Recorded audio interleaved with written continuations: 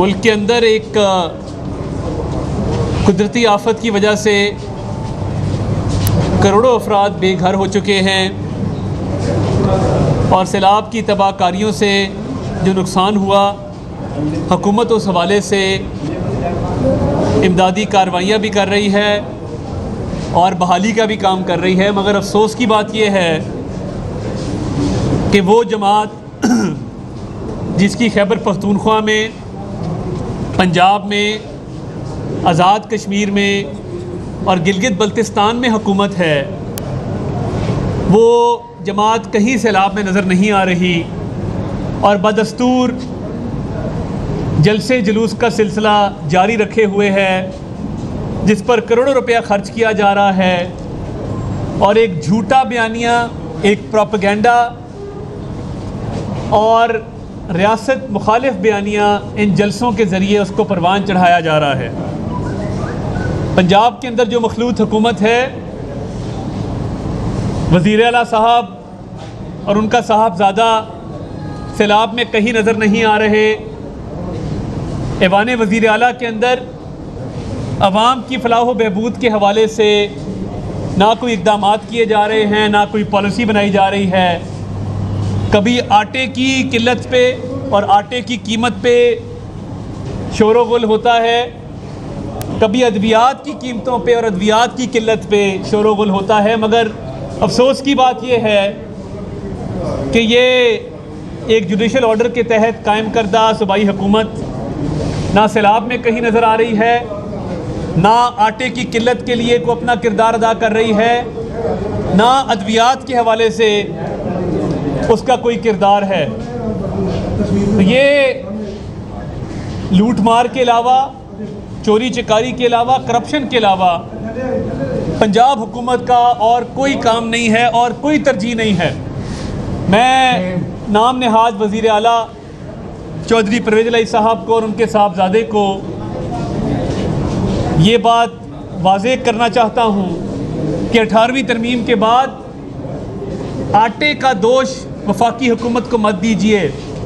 18वीं तरमीम के बाद अगर आपकी मार्केट्स में पैनाडॉल नहीं है जो हमारे दौर में मुयस्सर थी, उसका दोष वफाकी हुकूमत को मत दीजिए।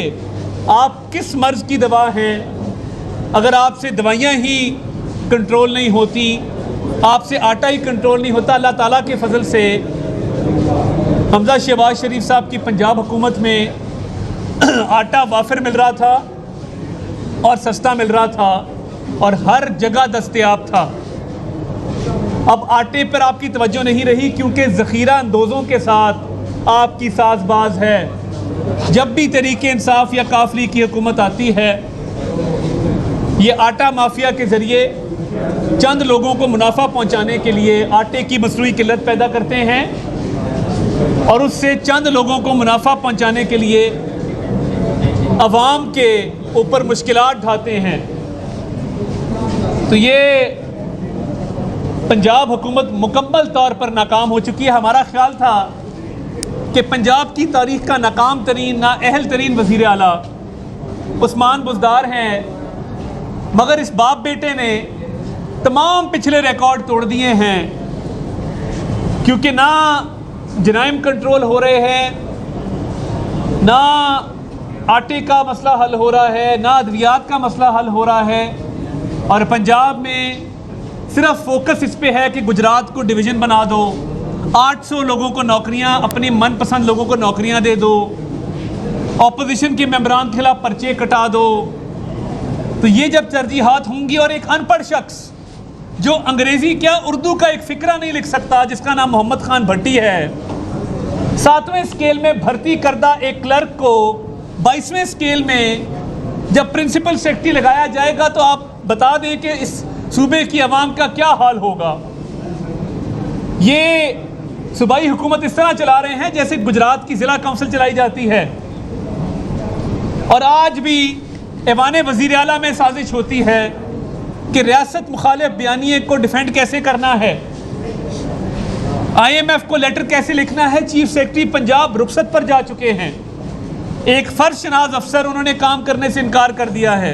सेक्रेटरी फाइनेंस काम नहीं करना चाहते क्योंकि अफसरशाही को मजबूर किया जाता है गैर कानूनी इक़दाम उठाने पर, तो ये पंजाब हुकूमत ज़्यादा देर चलने वाली नहीं है। अल्लाह ताला के फ़ज़ल से, उसके हबीब सल्लल्लाहु अलैहि वसल्लम के सदक़े आज सेशन कोर्ट लाहौर से मेरी ज़मानत मंजूर हो चुकी है, बेल कंफर्म हो चुकी है। और ये अल्लाह ताला का करम है कि इमरान नियाज़ी और परवेज़ इलाही ने जो एक झूठा मुकदमा मेरे पर बनाया था, जिसमें मेरे पर इल्ज़ाम ये था कि मैंने एक असेंबली के अहलकार पर हमला किया है, उसकी वर्दी फाड़ी है, उसको ज़ख्मी किया है, और उसमें 2 MPAs राना शहबाज और ख्याल कास्त्रो, इन्होंने मेरे ख़िलाफ़ स्टेटमेंट भी दिया। आपको तो अल्लाह ताला पूछेगा कि आपने झूठी तहरीर, झूठी गवाही दी है, और मैं आपके ख़िलाफ़ कानूनी चाराजोई भी करूँगा। ये खातिर जमा रखिएगा। आपका अगर ख्याल है कि झूठी तहरीरें दे के ऐसे मुकदमात दर्ज करवाएंगे तो इनका अंजाम वही होगा जो आज हुआ है। इसमें झूठी गवाहियाँ, झूठी FIR, झूठी तफ्तीश की गई, और अल्लाह के फजल से आज कोर्ट में कुछ साबित ना हो सका, मगर एक शख्स का, कर्नल कॉफ़ी जिनका नाम है, हाशिम डोगर साहब का मैं तहे दिल से मशकूर हूँ कि उन्होंने दोनों तारीख़ों पे प्रोसिक्यूटर पेश नहीं किया। अवाम में जाके नारे लगाते हैं, बुलंदो बांग दावे करते हैं, जब एविडेंस की बारी आती है तो प्रोसिक्यूटर ही नहीं है, और ना तफ्तीशी पेश हो रहा है, ना कोई फाइल पेश की जा रही है। तो कर्नल हाशिम डोगर कॉफ़ी साहब, मैं तो कॉफ़ी पीने आ गया था, मगर आपसे निकम्मा तरीन मैंने वज़ीर दाखिला भी नहीं देखा कि जिसको ना वजारत का पता है ना दाखिले का पता है। आपकी बड़कें, आपकी साजिशें, जाके जराइम को काबू कीजिए। रेप के वाक़यात हो रहे हैं, अगवा बराए तवान के वाक़यात हो रहे हैं, डकैतियों के वाक़यात हो रहे हैं, और आप एक ऐसी हुकूमत का हिस्सा हैं जो रियासत मुखालिफ बयानियाँ अपनाती है, जो इदारों पर हमले करती है। तो आज सच की फ़तह हुई है, हक़ की फ़तह हुई है। अल्लाह ताला के फ़ज़ल से जो बेल कंफर्म हुई है वो लैक ऑफ एविडेंस की वजह से हुई है कि कोई सबूत पेश नहीं किए जा सके, प्रोसिक्यूशन अपना केस बिल्ड नहीं कर सकी, तफ्तीश में कोई गवाही सामने नहीं आ सकी। तो जितने झूठे केस बनेंगे इन सब का यही अंजाम होगा जो आज हुआ है अल्लाह ताला के फजल से। मगर जो इस मुल्क में एक घड़ी चोर है जिसने अपने बेनामी दारों को दुबई में छुपा रखा है, उसे मैं कहता हूँ कि जलसों में खड़े होके गला फाड़ फाड़ के तकरीरें करते हो, रियासत के ख़िलाफ़ भी, मुल्क के ख़िलाफ़ भी, मुल्क की सालमियत के ख़िलाफ़ भी, तो वो फरा नामी खातून को कब पाकिस्तान ला रहे हो? उसका ट्रायल कब होगा? पंजाब में 3 DG एंटी करप्शन तब्दील हो चुके हैं।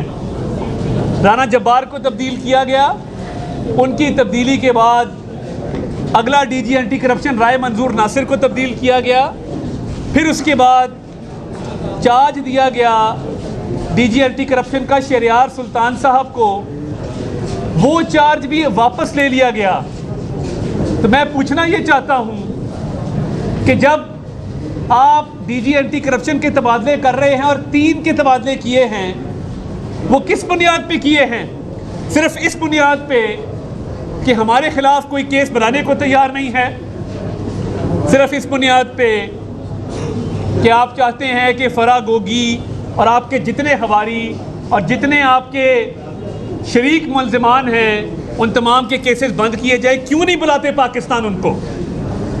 अगर आपका दामन साफ है और आपने अरबों रुपया अंगूठियों के एवज नहीं बनाया, आज आप ये जो PTI के सोशल मीडिया के ट्रोल्स हैं या जो PTI के हामी एंकर्स हैं जो सिर्फ एक अब चैनल बोल के ज़रिए उस प्लेटफॉर्म को मुल्क के ख़िलाफ़ इस्तेमाल करें, मैं पूछना चाहता हूँ, शहबाज शरीफ साहब जाते हैं समरकंद, तकलीफ़ आपको पाकिस्तान में होती है। शहबाज शरीफ साहब जाते हैं लंदन, तकलीफ़ आपको पाकिस्तान में होती है। इनको मुल्क की इज़्ज़त की परवाह नहीं है, मुल्क की इज़्ज़त दाव पे लग जाए, क्योंकि इनके लिए इमरान खान पाकिस्तान से बड़ा है, क्योंकि वो ये कहता है कि मैं इक़्तिदार से दूर हुआ तो खुदा ना खास्ता इस मुल्क के 3 टुकड़े हो जाएंगे, मुल्क की सालमियत को ख़तरा है। फिर सिपह सालार को ललकारता है, फिर फ़ौज के ख़िलाफ़ हमले करता है। तो ये वो लोग हैं जिनके लिए तहरीक इंसाफ मानी रखती है, पाकिस्तान मानी नहीं रखता, कि पाकिस्तान को नीचा दिखाने के लिए, सिर्फ इसलिए कि शहबाज शरीफ की हतक की जाए, ये पाकिस्तान को भी नीचा दिखा सकते हैं। ये इस तरह के मकरू और बेवफा लोग हैं कि जो इस मिट्टी से वफा करना नहीं जानते। एक शख्स जिसके घर से करप्शन का बाजार चलता था, जो अंगूठियां लेता था, जो घड़ियां बेचता था, जो पेंटिंग्स बेचता था, जो ठेके देता था, जो मंथलियां लेता था, जिसका नाम इमरान न्याजी है, वो आज पारसा बन के स्टेज पे खड़े होके किस मुंह से हमारे लीडरान को ललकारता है? उसको शर्म नहीं आती? और उसके हवारियों को पंजाब में शर्म नहीं आती कि परवेज इलाही साहब, इनकी हुकूमत इस्तेमाल होती है फौज के खिलाफ और ये ऊपर ऊपर से बयान दे के ये तासुर देते हैं कि सब अच्छा है। इंशाअल्लाह अल्लाह ताला ने हिम्मत दी, इंशाअल्लाह अल्लाह ताला का फजल रहा तो ये परवेज हुकूमत का भी खात्मा करके रहेंगे इंशाअल्लाह। और ये अवाम दुश्मन हुकूमत जो फौज और अदलिया के खिलाफ यहाँ पर बैठ के साजिशें करते हैं, ये अवाम दुश्मन हुकूमत जो IMF का लेटर लिखने को तैयार थे, जो आज भी अवामी मसाइल से बेपरवाह होके दूसरों पर मलबा डालते हैं, इनके दिन गिने जा चुके हैं। और ये जो फरा के केसेस पंजाब में ख़त्म किए गए हैं, इसका भी हिसाब होगा। आप 3 नहीं, आप 30 DG एंटी करप्शन चेंज कर लें। आप किसी जल्लाद को लाके बिठा दें, इमरान खान खुद आके DG एंटी करप्शन का चार्ज ले लें, ये मुकदमात फिर भी ख़त्म नहीं हो सकते। एक एक पाई जो इमरान खान ने इस अवाम की लूटी है उसका हिसाब होगा। और ये जो बैनुल-अक़वामी सतह पे पाकिस्तान को इज़्ज़त मिल रही है, शहबाज शरीफ साहब का एक हाथ तैयब अर्दगान साहब ने पकड़ा होता है, दूसरा हाथ पुतिन साहब ने पकड़ा होता है, और अब UN जनरल असेंबली से खिताब करने जा रहे हैं। तो मैं कौम यूथ को और इंसाफियों को कहूँगा कि बरनौल के ट्रक मंगवा लो, जलने के दिन आने वाले हैं।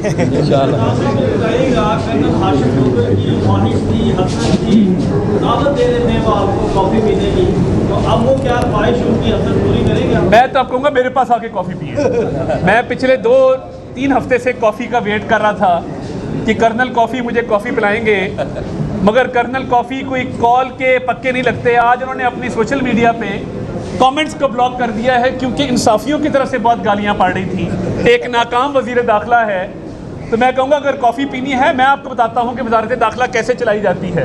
मेरा थोड़ा तजर्बा है इसमें। मैंने रेप के ख़िलाफ़, ख़वातीन के ख़िलाफ़ जो जराइम हो रहे थे, उस पर पूरा बैठ के एक सेटअप बनाया था, एमरजेंसी डिक्लेयर की थी, सेफ सिटी के कैमरास ठीक कराने के लिए कमेटी कायम की थी। IG इस्लामाबाद अकबर नासिर साहब ने बहुत अच्छा काम किया सेफ सिटी में। मैंने बैठ के उन चीज़ों को आगे बढ़ाने की कोशिश की। तो मैं आपको काफ़ी इसमें रहनुमाई दे सकता हूँ, मशवरा दे सकता हूँ।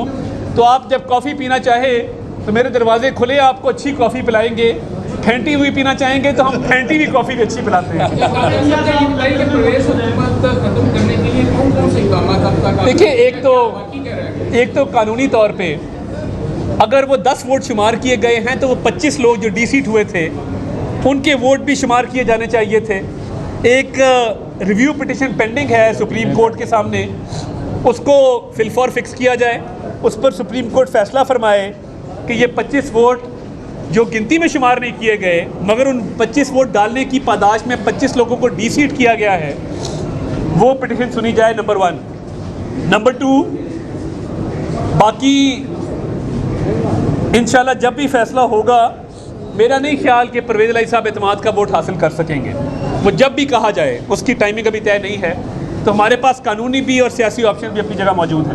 छोटे मियां साहब लंदन में बड़े मियां साहब से मुलाकात हुई है, तो क्या जो एक तासुर किया जा रहा है कि आर्मी चीफ की जो तैनाती होगी उसमें मशावरत शामिल होगी मियां नवाज शरीफ साहब की, इसमें तो सदाकत है या नहीं? देखिए, मियां नवाज शरीफ साहब हमारे कायद हैं, पार्टी के सरबराह हैं, हमारे रूह रवां हैं।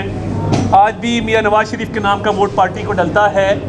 तो हर मामले पे मियां नवाज शरीफ साहब की मशावरत और रहनुमाई शामिल होती है। बहुत शुक्रिया।